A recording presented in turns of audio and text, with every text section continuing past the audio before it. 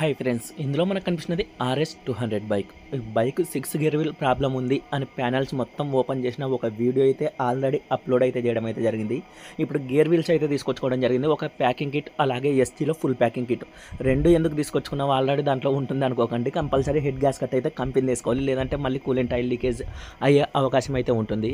మీరు ఇక్కడ చూడొచ్చు, అవుట్పుట్ సాఫ్ట్ది అలాగే ఇన్పుట్ సాఫ్ట్ రెండిటివి అయితే మనం గేర్ వీల్ అయితే తీసుకొని వచ్చాము. ఇక్కడ మెయిన్ సాఫ్ట్కి అయితే చూడండి గేర్ వీల్ పోయింది అని మనం ఎలా అర్థం చేసుకోవాలంటే, కింది నుంచి రెండో గేర్ వీల్ మీరు గమనించారంటే ఆ గేర్ వీల్లో గుంతలు అయితే కనిపిస్తూ ఉంది. మనకి ఎవరైనా కాట్లు పెట్టినట్టు పెన్నుతో ముక్కలు కాట్లు పెడితే ఏ విధంగా ఉంటుందో ఆ విధంగా అయితే గుంతలు అయితే ఉంది. ఇప్పుడు ఇన్పుట్ సాఫ్ట్ అయితే తీసుకున్న పైనుంచి రెండో గేర్ వీల్ అయితే గమనించండి, దానికి కూడా మనకి గుంతలు అయితే ఉంది. దీనివల్ల మనం 6 గేర్ వేసామంటే ఫుల్ నాయిస్ అయితే వస్తుంది.